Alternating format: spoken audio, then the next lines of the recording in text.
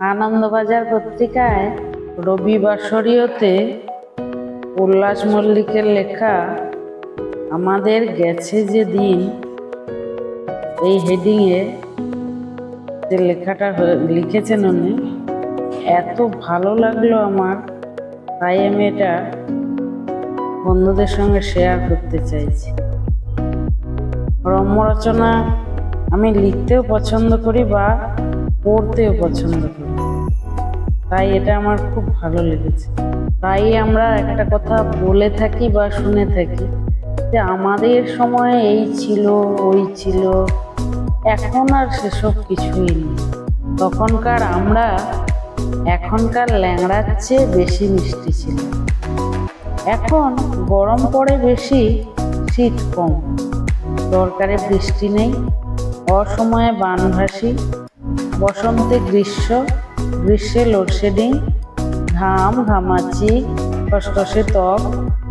তখনকার দিনে সবার ত্বক যেন ল্যামিনেশন করা।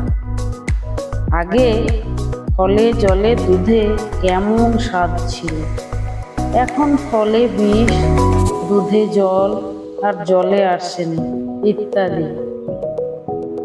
এইবার আসি উনি যেটা লিখেছেন, এই দাপটের দিক বদল। বাজখাঁই গলা, বাঙালি পুরুষ, বিশেষ করে গৃহকর্তা হলে তো কথাই নেই। সব সময় হাঁক ডাক করে কথা বলবে, সব কিছুতেই হুকুমের সুর আর দাবড়ানি। বউয়ের থেকে এমনভাবে জল চাইবে যেন ডাকাত সর্দার গৃহস্থকে বাড়ির খিল খুলে দিতে বলছে। ছেলে মেয়ের সঙ্গে এমন করে কথা বলবে যেন অফিসের বড় সাহেব বাক্যালাপ করছে পিয়নের সঙ্গে। ছেলে মেয়েও এমন মাথা হেঁট করে শুনবে যেন নিজের পায়ের বুড়ো আঙুলে নিজের মুখের ছবি দেখতে চাইছে। আর প্রতিবেশী একটু মিনমিনে হলে তাকে আক্রমণ করবে সেই নেকড়ের মতো। সেই যে নেকড়ের ওপর থেকে ঝর্ণার জল পান করতে করতে নিচে মেষ শাবককে বলেছিল, তুই বেটা আমার খাবার জল ঘোলা করেছিস, তাই তোকে খাবো।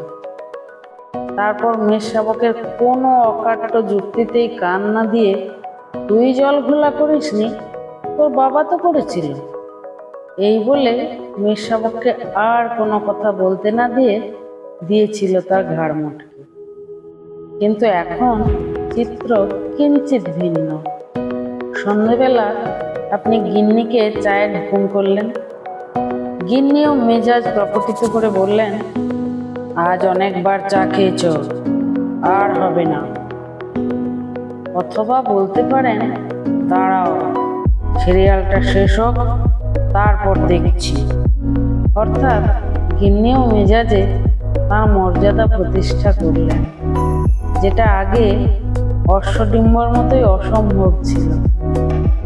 নিজের সিদ্ধান্ত একতরফা এখন ছেলে মেয়ের উপর চাপিয়ে দেওয়া অসম্ভব।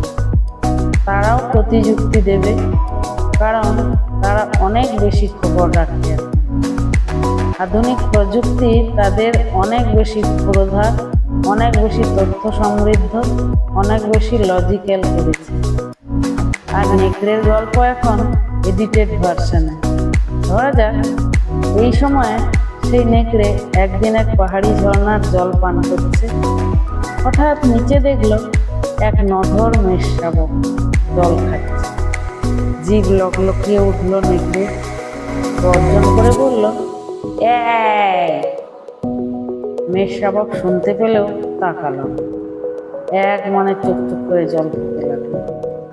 প্রচন্ড রেগে নেকড়ে আবার গর্জন করল, কিরে শুনতে পাচ্ছিস না? মেষ শাবক এবার ধীরে ধীরে মুখ তুলে উপরের দিকে তাকালো। তারপর মস্ত একটা হাই তুলে বলল, খামোখা এত হল্লা করছেন কেন? কি সুন্দর চাঁদ উঠেছে, মিষ্টি হাওয়া দিচ্ছে, এনজয় করুন, ঝর্ণার মিষ্টি জল খান। নেকড়ে বলল, জল খাবো কি করে? তুই তো আমার জল ভুলিয়ে দিচ্ছিস। মেষশাবক বলল, আরে দাঁড়ান দাঁড়ান, আমি নিচে আপনি উপরে, আমি আপনার জল ভুলবো কি করে? স্বপ্ন দেখছেন নাকি? মুখ সামলে কথা বলবি ছোঁড়া, না হলে। মেষশাবক বলল, এই দাঁড়ান দাঁড়ান, আপনাকে চিনিই না, কোনোদিন দেখিনি, আপনি আমাকে তুই তকারি করছেন কেন? নেকড়ে বলল, কে বলেছে দেখিস না? হ্যাঁ, হয়তো আলাপ পরিচয় হয়নি, কিন্তু দেখা হয়েছিল। মেষশাবক একটু অবাক হয়ে বলল, কোথায়, কবে দেখা হলো? এখানেই, ঠিক 1 বছর আগে, এমনই এক চাঁদনির রাতে। তখন তুই ছিলি ওপরে, আমি ছিলাম নিচে, আর তুই আমার জল ভুলিয়ে দিয়েছিলি। সেই জল খেয়ে ভয়ঙ্কর পেট ব্যথা করেছিল। মেষশাবক আরো বলল, 1 বছর আগে? কি ভুলভাল বকছেন কাকা, 1 বছর আগে তো আমার জন্মই হয়নি, আমার বয়স তো মাত্র 6 মাস। এবার একটু ভরকে গিয়ে নেকড়ে বলল, 6 মাস? ঠিক বলছিস? কি প্রমাণ? তোর বার্থ সার্টিফিকেট আছে? মেষশাবক বুক ফুলিয়ে বলল, আলবাত আছে, 100 বার আছে।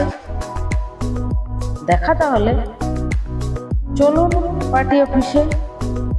নেকড়ে আর ভরকে গিয়ে বলল, কেন পার্টি অফিসে? কেন কেন আবার? বাপিদা আছে, বাপিদাকে চেনেন তো? আমাদের পার্টির নেতা, সামনে ভোট, বাপিদাকে পার্টির টিকিট দেবে, বাপিদাই জিতবে। যখন আমার 1.5 মাস বয়স, তখন থেকে বাপিদার হয়ে খাটছি, দেওয়াল লিখছি, পোস্টার মারছি, বাপিদাই আমাদের সব।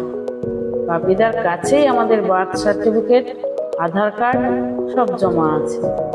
কখন কি দরকার হয়, চলুন পার্টি অফিসে। নাকি বাপিদাকে একটা ফোন লাগাবো?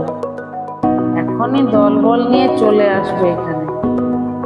নেকড়ে দেখলো হাওয়া অনুকূল নয়, সে সুরসুর করে কেটে পড়ল। হ্যাঁ, এটাই আজকের চিত্র।